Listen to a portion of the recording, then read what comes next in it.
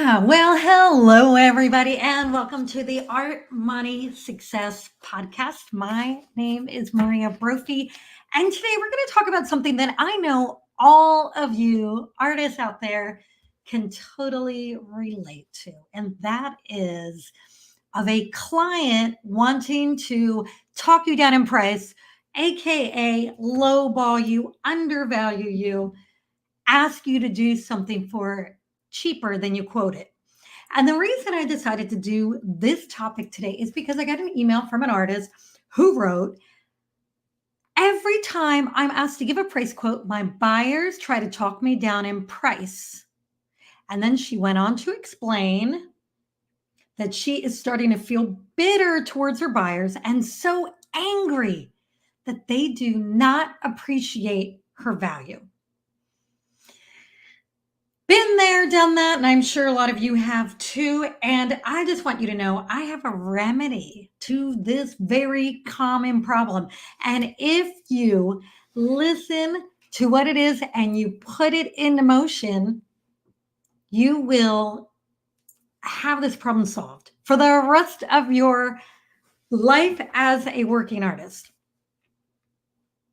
Now, before I get into that, I would like to ask you to hit the subscribe button so that you never miss another episode from me. And I also want to encourage you to click the link in the description to join my inner circle because when you join my inner circle, you can send me questions and I will answer them in a future podcast. Okay, so having a client lowball you on pricing is a common problem, especially for artists who have been in business less than 20 years. I say that kind of jokingly, joking, not joking. I still have this problem after 25 years of business, but it happens so rarely now. It almost never happens. And so I'm going to pass on to you what has really helped me. Now, the first thing is to understand why, when you give a price quote for something, why a client thinks that they should be able to talk you down in price and why they're not seeing the value that you bring. And it's really important for us to understand as creative entrepreneurs that we're in business, we're in sales. Art, yes, is a creative process. And if you want to get paid for it, you have to sell it. And so it's our job as the creator to communicate the value to the client. So a lot of times when somebody questions the price of something, let's say, I sell paintings, I sell original art, and I also sell illustration projects and services.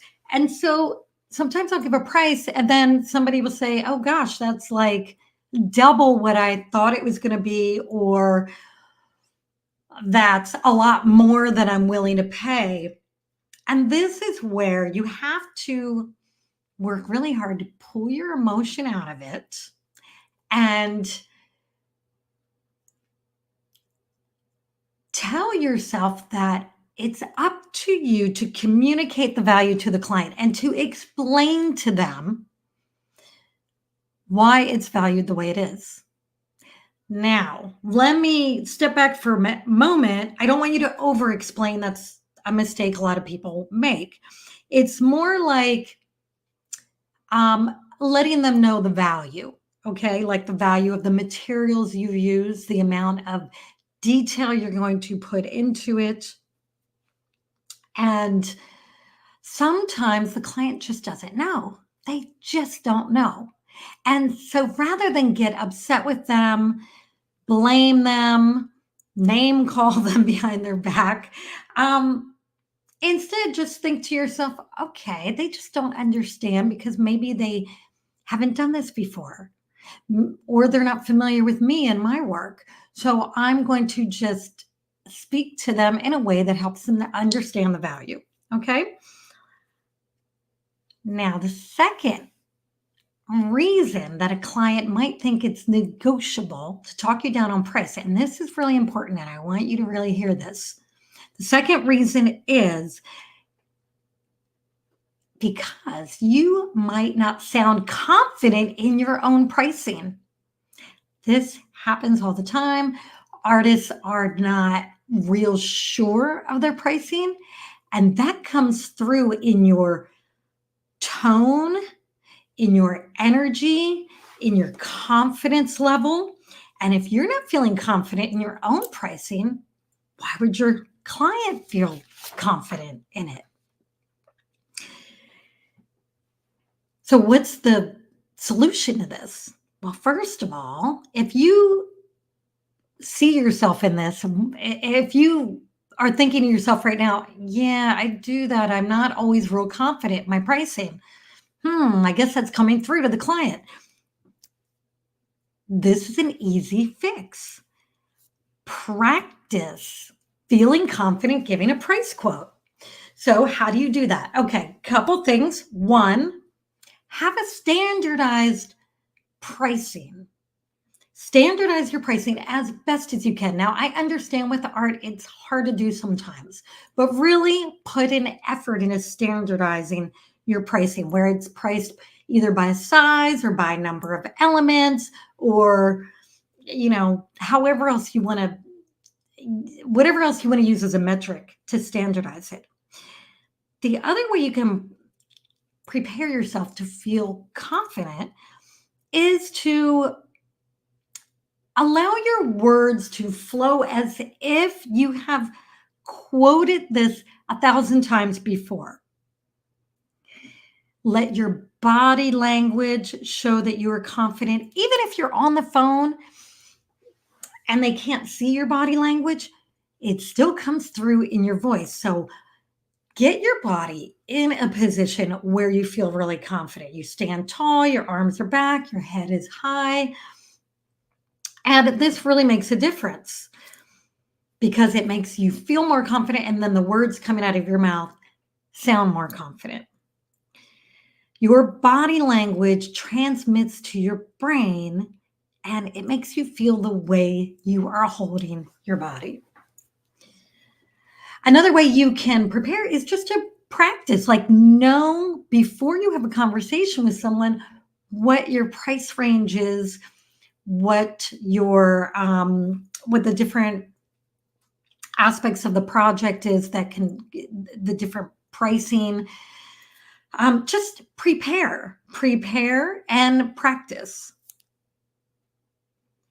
Okay, so now let's just say that you are already doing this. You're already confident.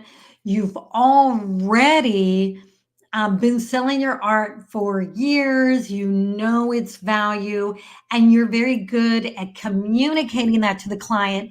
And still, you get a client trying to negotiate price.